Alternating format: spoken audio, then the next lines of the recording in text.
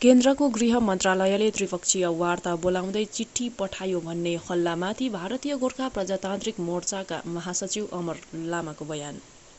भारतीय गोर्खा प्रजातान्त्रिक मोर्चाको महासचिव अमर लामाले केन्द्रको गृह मन्त्रालयबाट दार्जिलिङ पहाडको स्थायी राजनैतिक समाधानको दिशामा त्रिपक्षीय वार्ताको पत्र आएको सन्दर्भमा बोल्दै उनले मैले चिठी देखेको छुइनँ। त्रिपक्षीय वार्ता हुनु भनेको राज्य सरकार, केन्द्र सरकार अनि स्टेक होल्डरको सहभागिता हुनु हो। यदि त्रिपक्षीय वार्ता नै हुने हो भने वार्ता गोर्खाल्यान्डभन्दा अन्य मुद्दामा हुनु हुँदैन भन्दै यदि निर्वाचित जनप्रतिनिधिहरूलाई लिएर यो वार्ता गर्छन् भने भारतीय गोर्खा प्रजातान्त्रिक मोर्चाको पनि एकजना निर्वाचित जनप्रतिनिधि छ।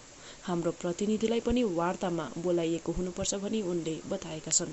मैले त्यो त चिठी कस्तो छ अब अहिले देखेको छुइनँ है। चिठी सायद सोसियल मिडियामा देला, त्यो त अब पब्लिक डकुमेन्ट्स भइहाल्छ। चिठी भनेपछि पब्लिक डोमेनमा आउँछ, हेरेर मात्र म प्रतिक्रिया गर्छु। तर चिठी आयो भने त्रिपक्षीय वार्ताको आएको हुनुपर्छ। त्रिपक्षीय वार्ता भनेको राज्य सरकार पनि त्यसमा उनीहरूले पनि भाग लिनु पर्यो र अब राज्य सरकार गएन भने त्यो त्रिपक्षीय हुँदैन।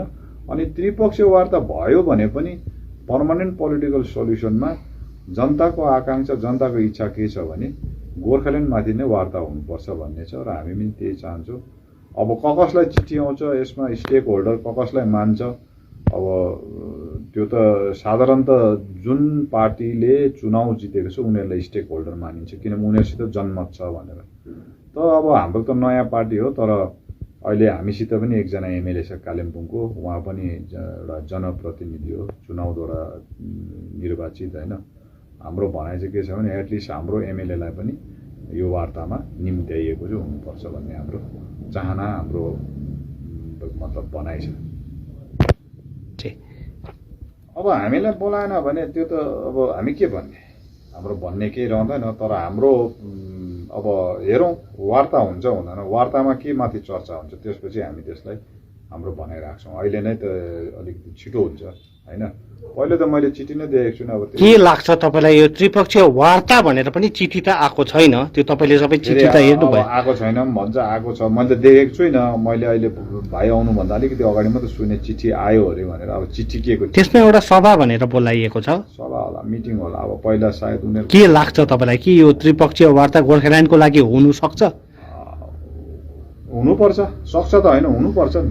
किनभने भारतीय जनता पार्टीले सबैलाई त्यही आश्वासन दिएर नै, भारतीय जनता पार्टीले पिपिएसलाई नै ध्यानमा, पिपिएस होइन, पिपिएस भन्यो होला उनीहरूले, त्यो पिपिएस शब्द दियो होला। तर जनताले के चाहन्छ त्यो त भाइलाई पनि थाहा छ, मलाई पनि थाहा छ। जनताले के चाहन्छ सबैलाई थाहा छ।